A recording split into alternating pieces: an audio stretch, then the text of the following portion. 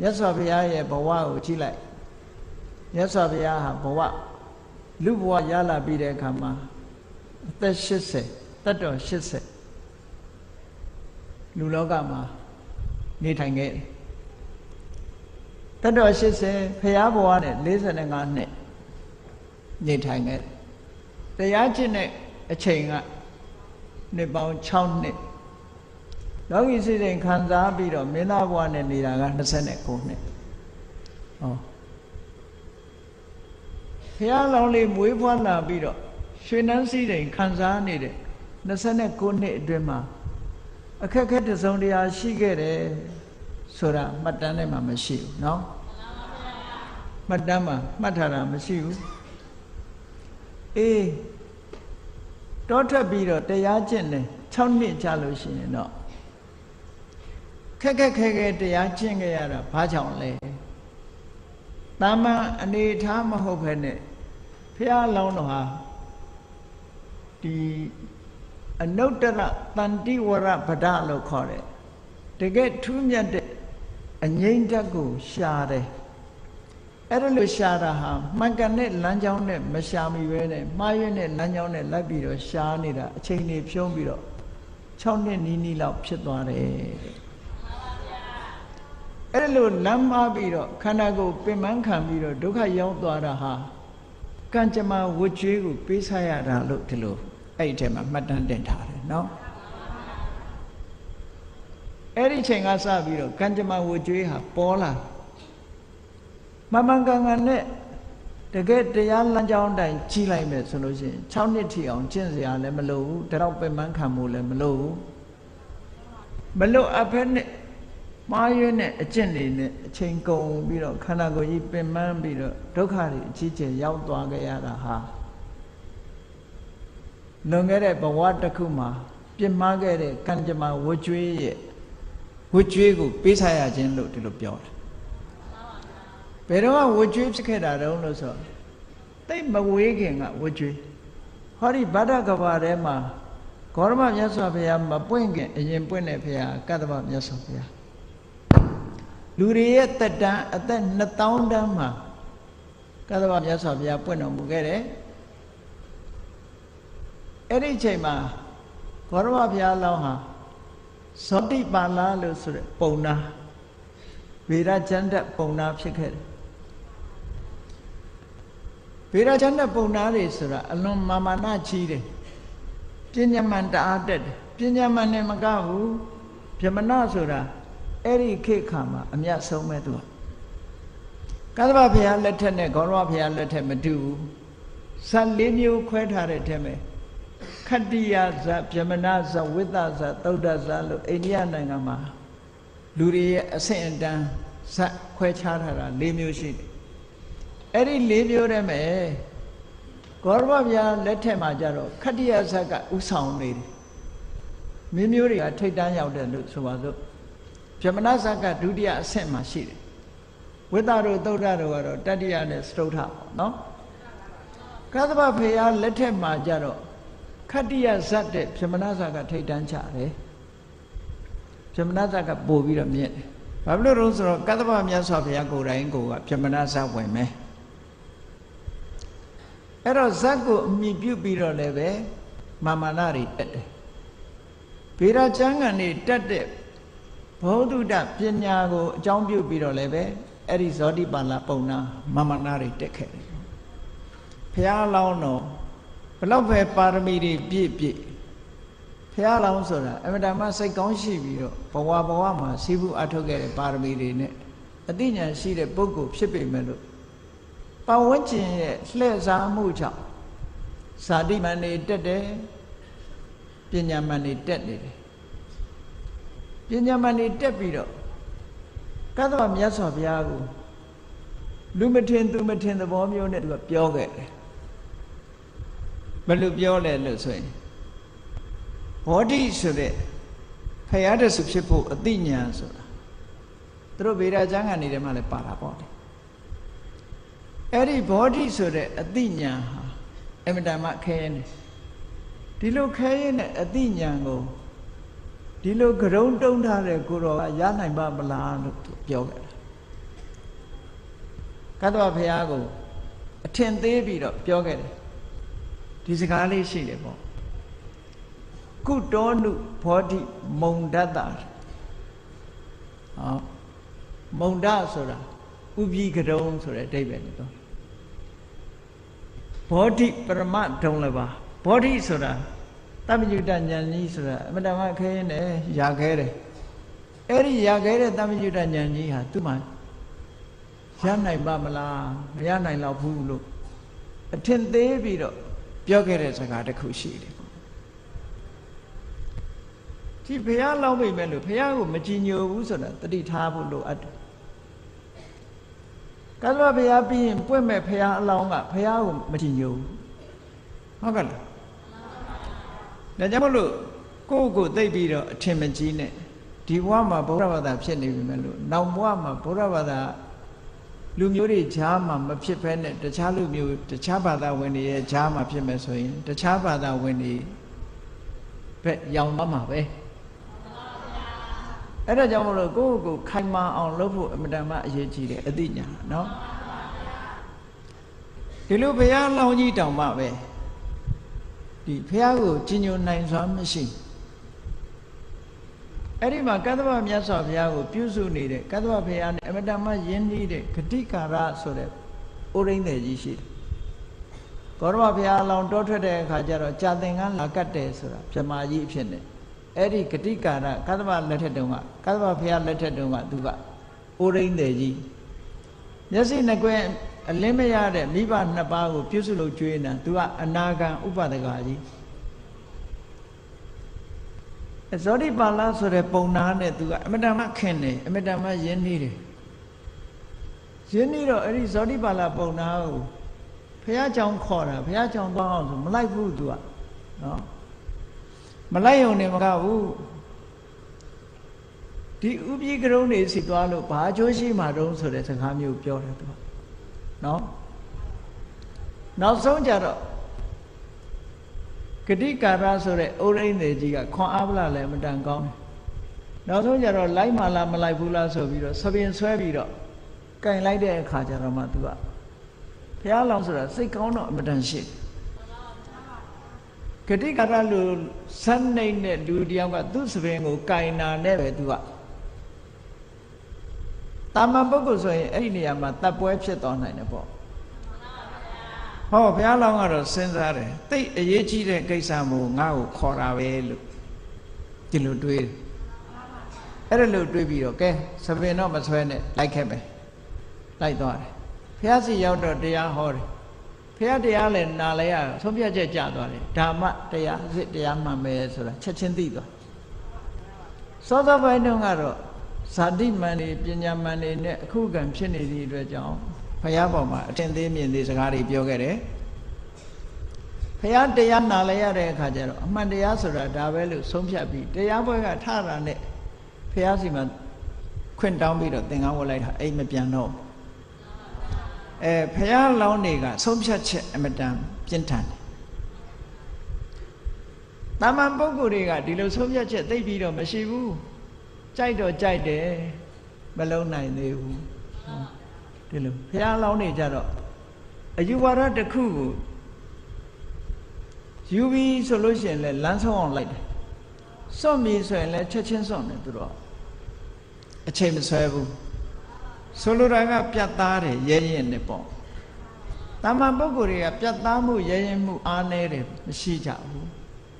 ဒါကြောင့်မို့လို့တန်တရားထဲမှာအချိန်ဆွဲနေကြတာဟုတ်ကဲ့ဘုန်းကြီးတို့တွေပြတ်သားမှုရဲရင်မှုမရှိသည့်အတွက်ကြောင့်တန်တရားထဲမှာအချိန်ဆွဲပြီးကြားနေကြတာဇောတိပါဠလူလင်ဘွားတုန်းကဘောဓိဆိုတာလွန်ခဲနာဒီလိုဥပိကရုံးနေအနေနဲ့ဘယ်လိုလုပ်ပြီးဘောဓိဉာဏ်ကိုရနိုင်မှာတုံးဆိုတဲ့ဒီအပြောနဲ့ကဲ့ရဲ့စကားပြောခဲ့သည့်အတွက်ကြောင့်လမ်းလွဲပြီးတော့သူခင်ဗျာကျင့်နေရတာလွယ်နဲ့မရဘူးတဲ့အဲ့ဒါဒီစကားပြောခဲ့သည့်အတွက်ကြောင့်လွယ်နဲ့မရခဲ့ဘူး6နှစ်ပတ်လုံးလမ်းလွဲပြီးတော့ဘုရားလောင်းမှာကျင့်ကြံကြိုးကိုအထောက်ခဲ့ရတယ်ပင်မဆင်းရဲစွာလမ်းရှာမတွေ့နိုင်ဘူးအတော်နဲ့အဲ့ဒါဟာ ဝတ်ကြွေးကိုပေးဆက်လိုက်ရတာပဲလို့ဒီလိုပြောတာနော်အဲ့ဒါဘဝမှာဝတ်ကြွေးကိုပေးဆက်လိုက်ရတာဒါဒီတစ်ခုပဲဒီတစ်ခုဟာဝတ်ကြွေးကိုပေးဆက်လိုက်ရတယ်ဒါကြောင့်မို့လို့အမတမမြင့်မြတ်တဲ့ပုဂ္ဂိုလ်တွေနဲ့ပတ်သက်ပြီးတော့ဝစီကံမျိုးပြမှားတဲ့စကားမျိုးမပြောမိအောင်ဘုန်းကြီးတို့တွေဆင်ခြင်ဖို့လိုအပ်တယ်တဲ့ဒီကံကြမ္မာဝတ်ကြွေးဟာကိုယ်တိုင်လုပ်ခဲ့တာဖြစ်သောကြောင့်ဒီကံကြမ္မာဟာကိုယ်တိုင်ဆောင်ရွက်ခဲ့တဲ့ကံဖြစ်သောကြောင့်ကိုယ်တဏ္ဍာမှာကြွေးအနေနဲ့တင်ရှိနေတယ်ဒါကြောင့်မို့ပေးဆက်လိုက်ရတယ်တဲ့6နှစ်ပတ်လုံးဒုက္ခရစရိယာကျင့်ပြီးတော့ပေးဆက်လိုက်ရတယ်6နှစ်ကျင့်တဲ့အကျင့်ဟာဘာမှအထောက်အကူမဖြစ်ဘူးပြင်မယုံတက်တက်ပဲလို့ဆိုလို့တယ်နော်အဲ့ဒီဒုက္ခရစရိယာအကျင့်ကိုကျင့်လို့ဖျားဖြစ်တာမဟုတ်ဘူးလမ်းလွဲပြီးတော့လိုက်နေတာခန္ဓာကိုယ်ပြင်မယုံပဲမှန်ကန်တဲ့လမ်းကြောင်းဟာနောက်မှတွေ့သွားဒီလိုဆိုလိုတာနော်အဲ့ဒီလမ်းမလိုက်တာဘာကြောင့်လိုက်ရတယ်လဲဆိုရင်ကတ္တဗဘုရားလက်ထက်တုန်းကမာမနာကြီးပြီးတော့ပြောမှားဆိုမှားလုပ်ခဲ့သည့်အတွက်ကြောင့်အဲ့ဒီကံကြမ္မာဝတ်ကြွေးကိုပေးဆက်ရတာတဲ့ဟောကဲနောက်တစ်ခုမြတ်စွာဘုရားရဲ့ဘဝကိုကြည့်ဘုရားရဲ့ဘဝမှာဒီဆွဆွဲခံရမှုကြီးနှစ်ခုကြုံခဲ့နော်တေချာစဉ်းစားကြည့်မယ်လူဘဝရလာတဲ့အခါလူတိုင်းဆွဆွဲခံရတာမဟုတ်ဘူးမြတ်စွာဘုရားရဲ့ဘဝမှာအကြီးအကျယ်အရှက်တကွဲအကျိုးနဲ့ဖြစ်အောင်ဆွဆွဲခံရမှုကြီးဟာနှစ်ကြိမ်ကြုံခဲ့ဘူးသုံးတရီဆိုတဲ့ပြပိုင်းမှာရဲ့ပြဿနာတစ်ခုစိတ်စမာနဝိကာလို့ဆိုတာရဲ့ပြဿနာတစ်ခုအောင်ချင်း7ပါးထဲမှာတော့စိတ်စမာနဝိကာအကြောင်းသိနေကြတယ်ပေါ့နော်အဲ့တော့မသိတာကသုံးတရီဆိုတဲ့ပြပိုင်းမှာရဲ့ပြဿနာ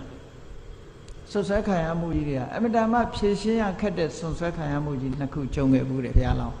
မြတ်စွာဘုရားဘဝမှာကြုံခဲ့တယ်အဲ့ဒီလိုကြီးမားတဲ့ဆွဆွဲခံရမှုကြီးနှစ်ခုကြုံတာဟာလည်းပဲကံကြမ္မာဝတ်ကြွေးကိုပေးဆက်ရတာတစ်ချိန်တုန်းကဆွဆွဲခဲ့ဘူးတဲ့သူကိုယ်တိုင်ဆွဆွဲခဲ့တာအဲ့ဒီဆွဆွဲခဲ့တဲ့ပြစ်မှုတွေကိုသူကိုယ်တိုင်ခံရတာတဲ့ဘာလို့ဆိုလို့ရှိရင်ဖုဒ္ဓမြတ်စွာဘုရားရဲ့လက်ထက်အခါကာလမှာသူကဖုဒ္ဓမြတ်စွာဘုရားရဲ့တာဝကတွေဆွဆွဲခံရတာနဲ့ပတ်သက်လာတဲ့အခါမှာသူကဘယ်သူဖြစ်ခဲ့တာတုံးလို့ဆိုမုနာလိဆိုတဲ့လူဆိုးလူပေတယောက်ဖြစ်ခဲ့ခုခေတ်တော့လမ်းတရားလို့ပြောခြင်းပြောမှာပေါ့ပါဠိစာပေကဒုဋ္ဌလို့ဆိုတဲ့အသုံးနဲ့သုံးတယ်ဒုဋ္ဌဆိုတာ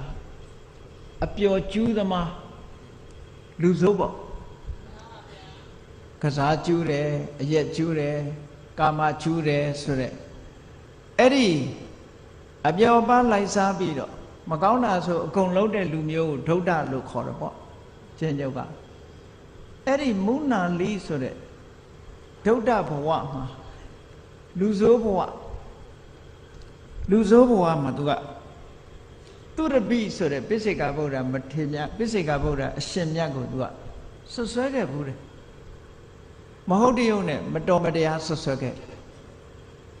နော်တကယ်ပိစိကဗုဒ္ဓကိုသွားပြီးတော့ဆွဆွဲခဲ့တာအဲ့ဒီဆွဆွဲခဲ့တဲ့ပြဿနာကံကြမ္မာကြောင့်ဒီဘဝမှာအကြီးအကျယ်ဆွဆွဲခံရတယ်ဘယ်လိုဆွဆွဲခံရတော့ဆိုဒီပြဿနာကဒီဆွဆွဲမှုကြီးကဘယ်မှာဖြစ်တော့ဆိုတာဝတိပြည်မှာဖြစ်တယ်တာမန်ပုဂ္ဂိုလ်ဆိုရင်ဖြေရှင်းမှုရအမြဲတမ်းခက်ပါမြတ်စွာဘုရားကိုကြီးညိုတဲ့ပုဂ္ဂိုလ်တွေကအလွန်များတယ်ယဟန်တွေကိုကြီးညိုတဲ့ပုဂ္ဂိုလ်တွေကလည်းအမြဲတမ်းများတယ်ဒါကြောင့်မို့လူတွေကလှူကြတန်းကြဘုရားအကြောင်းတော်ကိုသွားကြလာကြလှူကြတန်းကြဆိုတော့တစ်ဖက်ဘာသာကြားတွေမှာရှိတယ် provide ကြီးညိုမဲ့လူမရှိဘူးမေးမဲ့လူမရှိဘူးလာမဲ့လူမရှိဘူးအဲ့ဒီအခြေအနေမျိုးရောက်သွားတဲ့အခါကျတော့ဟိုတစ်ဖက်ကဒါလူရဲ့တဘာဝကိုစဉ်းစားကြည့်ပေါ့တစ်ဖက်ကသိတ်ကြီးပွားနေပြီးတော့တစ်ဖက်ကလုံးဝ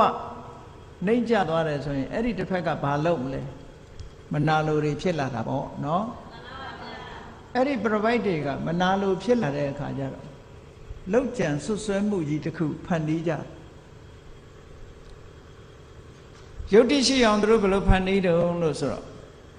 သူတို့ provide တွေထဲမှာအမျိုးသမီး provide မလေးတွေရှိငယ်ငယ်ရွယ်ရွယ်တွေသုံးတရီဆိုတဲ့ provide မလေးကရုပ်ဆင်းကအမတန်မှချောမောလှပါတယ်ငယ်လဲငယ်တယ်အဲ့တော့သူ့ကိုတိုက်တွန်းကြတယ်ဆွဆွဲဖို့ရအတွက်သူ့ကိုအသုံးပြုကြတယ်ပေါ့သူကဘာလုပ်ပေးရမလဲလို့ဆိုရင်နေ့စဉ်ဘုရားကျောင်းတော်ကဒကာဒကမတွေတရားနာပြီးအပြန်မှာသူကကျောင်းတော်ဘက်ကိုသွားရတရုပ်ဆောင်တာပေါ့လေခုခေတ်လို့ဆိုလို့ရှိဟုတ်ကဲ့လူတွေကတွေ့တယ်သုံးတရီပဲသွားတာတော့ဆိုရင်ဇေရုံအကြောင်းသွားမလို့အဲ့ဒီအပြောလေးနဲ့သူကဇေရုံအကြောင်းကိုနေ့တိုင်းသွားတာညနေနေဝင်ချိန်ဆိုရင်ဇေရုံအကြောင်းသွားပြီကျန်တဲ့လူတွေကဘုရားဘူးတရားနာပြန်လာရင်သူကဇေရုံအကြောင်းပဲသွားတယ်သို့တော့ဇေရုံအကြောင်းသားရောက်တဲ့အခါကျတော့အဲ့ဒီမဝင်ဘူးလှက်ပတ်ဝင်လာပြီးတော့တခြားလမ်းကနေထွက်သွားတယ်ပေါ့ဘာဖြစ်လာအောင်လို့ဆိုလူတွေတန်တရားဖြစ်လာအောင်လုပ်တဲ့သဘောပေါ့နောက်အဲ့ဒါလိုအများသိလာအောင်ညနေတိုင်းဇေရုံအကြောင်းသွားတယ်ဆိုတာလေးကပတ်ဝန်းကျင်ကပြောဆိုလာတဲ့အချိန်လေးမှာဘာလုပ်တော့ဆိုတော့အမတန်ရက်ဆက်တဲ့အကြံပဲသုံးတရီကိုလူသားသမားငှားပြီးတော့တပ်လိုက်တယ်တပ်ပစ်ပြီးတော့သုံးတရီရဲ့အလောင်းကိုဇေရုံအကြောင်းထဲမှာသွားပြီးတော့ပစ်ထားတယ်လူတွေဖះကိုပန်းနေပူဇော်တဲ့ပန်းနေနဲ့အမိုက်တွေပစ်တဲ့နေရာထဲမှာသုံးတရီရဲ့အလောင်းကိုဖုံးပြီးတော့အဲ့မှာပစ်ထားလိုက်တယ်အဲ့ဒါလို့လဲတပ်ဖြတ်ကျူးလွန်ပြီးတဲ့နောက်မှာသုံးတရီပျောက်နေတယ်နဲ့ဘုရင်စီတိုင်တာပေါ့တိုင်တော့လိုက်ရှာဘယ်မှာတန်တရားရှိတော့ဟာဒီရဲ့ဘက်မှာ तू နေတိုင်းဇေရုံအကြောင်းသွားတယ်ညနေဆိုရင်အဲ့ဒီပဲသွားတာဇေရုံအကြောင်းမသင်္ကာဘူးဆိုပါစစ်တဲ့သူ့အလောင်းကဇေရုံအကြောင်းတွေကတွေ့လာတယ်အဲ့ဒါလို့တွေ့လာတဲ့အခါကျတော့ဘာလို့ကြတော့ဆိုဒီသုံးတရီလေးကိုမတရားပြုကျင့်ပြီးတော့အခုလိုတတ်ပြစ်ပြီးတော့ဖုံးကွယ်ထားကြတယ်ဒီယဟန်တန်ဃာတွေကလောက်ကြတယ်ယဟန်ဂေါရမသူ့တပည့်တွေနဲ့ဒါတွေကိုကျွလွန်ပြီးတော့လူသားမှုထီအောင်ကျွလွန်ကြတယ်ဆိုပြီးတော့မြို့ထဲမှာလိုက်ကြော်ညာကြတယ်ကဲတလောက်ဒီဆွဆွဲမှုကြီးကဘလောက်ကြီးကျယ်တဲ့ဆွဆွဲမှုကြီးတော့စဉ်းစားကြည့်မယ်ဆိုရင်ဖြည့်ရှင်းမှုအလွန်ခက်တယ်နော်မှန်ပါဗျာတတ္တိတက္ကရာတဲ့ရှာဖို့အလွန်ခက်တယ်အဲ့ဒီလိုဖြစ်နေရင်ကနေပြီးတော့အလုံးကလူတွေကရသောအပြင်လူဆိုတာကအသိဉာဏ်မရှိတဲ့လူကများတာဘယ်လိုလုပ်တော့ဂေါရမဘုရားနဲ့တပည့်တွေတော်တော်ဆိုးတာပဲသုံးတရီကိုမတော်မတရားလုပ်ပြီးတော့တပ်ဖြတ်ထားကြတယ်တပ်ဖြတ်မှုကျွလွန်တဲ့နဲ့ဆိုပြီးတော့ဒီလိုအိုးတောင်းလဲဖြစ်နေတဲ့အချိန်မှာဘာဖြစ်လာရဟန်းတန်ဃာတွေမြို့ထဲရွာထဲဆုံးခံသွားတယ်ဆိုလို့ရှိရင်ဆဲကြတယ်အတင်းပြောကြတယ်မဟုတ်တာတွေပြောကြတယ်ဆိုရဟန်းတန်ဃာတွေမျက်နှာမလှဘူးပေါ့ဆုံးခံသွားဖို့ရဟန်းတွေကမြို့ထဲကိုမသွားရဲအောင်ဖြစ်လာတယ်ပေါ့အခြေအနေကအဲ့ဒါလောက်ထိအောင်ဆိုးလာနောက်ကြတော့သူတို့လှုပ်တဲ့လှုပ်ရဟာပေါ်လာငှားရမ်းပြီးတော့တတ်တဲ့လူသားသမားတွေကအရက်သမားတွေဆိုတော့သူတို့အရက်တောင်ရင်တော့ဟုတ်လားထရင်မှုတော့နွားကိုပေါ်ကျွဲကိုပေါ်ဆွာသူတို့တတ်တယ်ဆိုတာပေါ်လာတဲ့အခါကျတော့အဲ့ဒီအကြောင်းကိုစုံစမ်းထောက်လှမ်းနေတဲ့ပုဂ္ဂိုလ်တွေကဒီစကားလည်းကြားရောစုံစမ်းတော့တာပေါ့ဖမ်းပြီးတော့မေးတော့တာမေးတဲ့အခါကျတော့ဟုတ်တယ်သူတို့တတ်တယ်ဘယ်သူကတတ်ခိုင်းတာတော့ဆိုပရပိုက်တွေကတတ်ခိုင်းတာဆိုသူတို့ရဲ့လောက်ရကြီးဟာအဲ့ဒီမှာပြန်ပေါ်သွားတာဒီဆွဆွဲမှုကြီးဟာကြည်တာမန်အနေနဲ့ဆိုဖြည့်ရှင်းမှုအမတန်ခဲရင်နေမြတ်စွာဘုရားဟာအခုလိုဆွဆွဲခံရတာဟာဘာကြောင့်လို့ဆိုလို့ရှိရင်မုနာလီဆိုတဲ့လူဆိုးဘဝတုန်းကပိစိကဗုဒ္ဓတစ်ပါးကိုသူကဆွဆွဲခဲ့တယ်တဲ့အဲ့ဒီဆွဆွဲခဲ့တဲ့ပြစ်မှုရဲ့က ကံကြမ္မာဝတ်ကြွေးကိုသူခုပေးစားတာတာမန်နဲ့ဆွဆွဲမခံရဘူးတဲ့နော်ဖះတောင်မှဒီလိုပေးစားရတယ်လို့ဒီလိုပြောတာတခါဒုတိယအကြိမ်ဒုတိယလို့ပြောပါစို့ဆွဆွဲခံရတဲ့ပြစ်မှုကြီးတစ်ခုပြန်ပြီးတော့ပေါ်လာခဲ့ပြန်တယ်အဲ့ဒီဆွဆွဲခံရမှုကတော့ဘာတုံးဆိုလို့ရှိရင်စိတ်စမာနရဲ့ဆွဆွဲခံရမှုအဲ့ဒါလည်းပဲခုနလိုအဖြစ်မျိုးပဲစိတ်စမာနကိုဝိုင်းပြီးတော့တိုက်တွန်းကြတယ်စိတ်စမာနကလည်းရုပ်ရည်ကလှပချောမောတော့မြတ်စွာဘုရားနဲ့ဘာလို့ပြောပြီးတော့ဆွဆွဲကြတယ်အလုံးကြားဘူးနေကြတာဒါကတော့နော်အဲ့ဒီမှာတာမန်ပုဂ္ဂိုလ်တွေမဖြေရှင်းနိုင်ဘူးတရားမင်းနဲ့နတ်သားတွေကနေပြီးစိတ်စမာနရဲ့ဖန်တီးထားတဲ့အရာကိုလူလေကောင်မှထင်ရှားလာအောင်ဆွမ်းဆောင်ပေးလို့စိတ်စမာနရဲ့ပြဿနာဟာရှင်းသွားတာတဲ့အနုဘဆိုမရှင်းဘူးဘယ်လောက်ထိအောင်ဆိုးရုံလို့ဆိုလို့ရှိရင်စိတ်စမာနမြတ်စွာဘုရားကစိန်စာမာနဝိကာလို့စာထဲမှာရေးတယ်စိန်စာဆိုတာမကြီးပင်ပေါ့နော်မကြီးနဲ့နာမည်ပေးထားတာလည်းဖြစ်တယ်သို့မဟုတ်မကြီးပင်မှာအမိပြုတ်ပြီးတော့မွေးတဲ့မိန်းကလေးလည်းဖြစ်ကောင်းဖြစ်မယ်ပေါ့တန်သေးတစားနဲ့သို့မဟုတ်မကြီးပင်အောက်ကကောက်ရတဲ့မိန်းကလေးလည်းဖြစ်ချင်းဖြစ်မှာပေါ့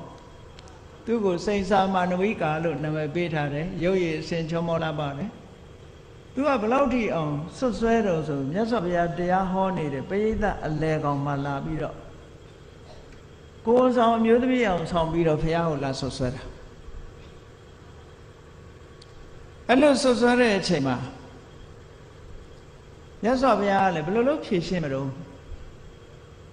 နော်အလုံးခက်တယ်ဆွတ်ဆွဲတယ်ဆိုတာဟာလေမြတ်စွာဘုရားကဘာပဲပြောလိုက်နိုင်တော့ဆိုလို့ရှိရင်မြတ်စွာဘုရားကရှေးတုန်းကခေတ်က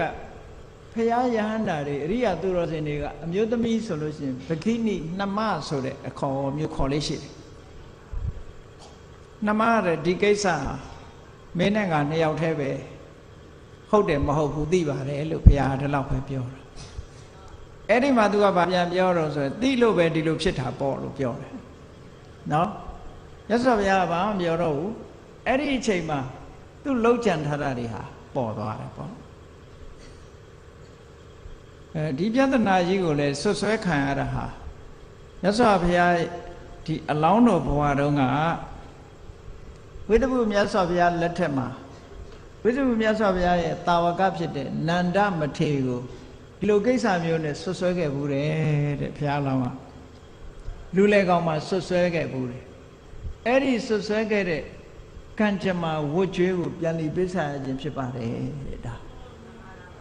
ဟောဒါဆွဆွဲခံရမှုကြီးနှစ်ခုတိုင်းကျော်ပြည်ကျော်လူသိတဲ့ဆွဆွဲခံရမှုကြီးနှစ်ခုဖရာဘဝမှာကြုံခဲ့ရတယ်နောက်တစ်ခုကဗုဒ္ဓဝေမှာကြည့်လိုက်ပေါ့လောက်ချံတပ်ဖြတ်ခံရတာ၃ချိန်ကြုံခဲ့တယ်ဖရာလောနော်မြတ်စွာဘုရားဟာဒီလောက်ချံတပ်ဖြတ်မှုကိုခံခဲ့ရတာ၃ချိန်ကြုံခဲ့တယ်အားလုံးသိတဲ့အတိုင်းဒီဝရရဲ့လက်ချက်နဲ့၃ချိန်လောက်ချံတပ်ဖြတ်တယ်ပထမချိန်လောက်တာဘာလဲလို့ဆိုရင်မြတ်စွာဘုရားတောအကြောင်းမှာတပါးတည်းနေတဲ့အခါမှာလက်ဖြောင့်တပ်သားတွေပေါ့ခုခေတ်လို့ဆိုရင်လေသမားတွေကိုစစ်လွတ်ပြီးတော့ဘုရားကိုပြစ်ခိုင်းတယ်ပေါ့အသေးသက်ခိုင်းတာအမှန်လောက်ကြံတာအဲ့မှာ तू ကစနစ်အမတန်ကောင်းတယ်စနစ်ကြတယ်လောက်တာလက်ဖြောင့်လေးသမားတယောက်ကိုဘုရားစီကိုလွတ်တယ်ဒေဝရတ်ကဘုရားစီကိုလွတ်ပြီးတော့ဘယ်နေရာမှာရှိတယ်မင်းဘယ်နေရာကနေပြီးတော့ပြစ်တခါတည်းအံကြပြောလိုက်တာပြစ်ပြီးလို့ရှိရင်ဘယ်လန်းကပြန်ခဲ့ပေါ့နော်လေးသမားတယောက်ကိုလက်ဖြောင့်တတ်သားတယောက်ကိုလွတ်လိုက်တာဘယ်လို့မှမလွဲနိုင်ဘူးဘယ်လို့မှမလွဲနိုင်ဘူးဘုရားရှိတဲ့စီသွားတက်ပြီးလို့ရှိရင်ဘယ်လမ်းကပြန်ခဲ့ဆိုတော့ပြောအဲ့ဒီပြန်လာတဲ့လမ်းမှာ